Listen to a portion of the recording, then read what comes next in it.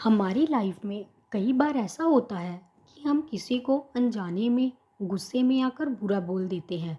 बाद में हमें अपने किए पर पछतावा होता है, पर समय निकल गया होता है और हम कुछ नहीं कर सकते हैं। गांव में एक किसान रहता था। उसके अपने पड़ोस में रहने वाले एक परिवार से काफ़ी अच्छे संबंध थे। लेकिन एक दिन उस किसान ने अपने पड़ोसी को गलती से गुस्से में कुछ बुरा कह दिया। बाद में किसान को उस गलती का एहसास हो गया। उसे अपने किए पर पछतावा हो रहा था, पर अब वो कुछ भी नहीं कर सकता था। बहुत दिनों के बाद भी उस किसान को अपने किए पर पछतावा हो रहा था और उस वजह से वो एक दिन उसके गांव में रहने वाले एक संत के पास गया। उसने संत को सब कुछ बताया। संत ने सोचा और फिर उस किसान से कहा कि तुम एक काम करो, पास के जंगल में जाओ और पंछियों के पक्ष लेकर वापस आओ।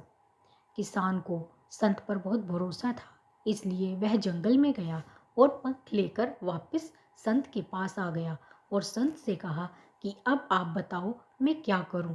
संत ने किसान से कहा कि अब तुम हमारे गांव की बस्ती में एक ऊंची हवेली है, उस हवेली की छत पर जाकर इस पंख को हवा में जाने दो।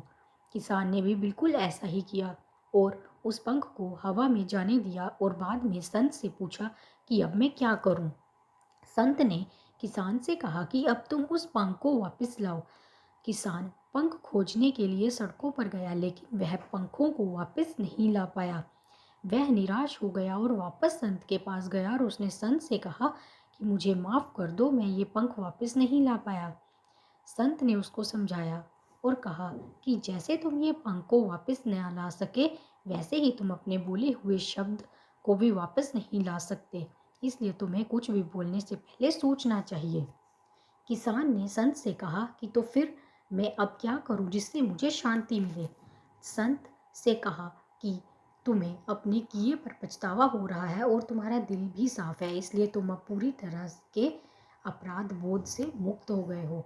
तुमने अपना अपराध भगवान के सामने रख दिया है और अब तुम अपना मन दूसरे काम में लगा सकते हो। दोस्तों, हम अपना अपराध इस तरह से भगवान के सामने अगर रख देते हैं और दिल से अपने किए पर पछताते हैं, तो फिर हमें भगवान भी माफ़ कर देते हैं। और आजकल के ज़माने में तो ऐसी वेबसाइट्स भी हैं जिस पर हम अपने आप को कन्फेस कर सकें और हमारी जानकारी गुप्त रह सके। हम अपने मन को शांत रखने के लिए एनोनिमस कन्फेशन साइट कन्फेस में जैसे वेबसाइट में भी कन्फेस कर सकते हैं। दोस्तों, यदि आपको हमारी यह कहानी अच्छी लगी हो तो हमारे चैनल को लाइक, सब्सक्राइब और शेयर ज़रूर करें। धन्यवाद।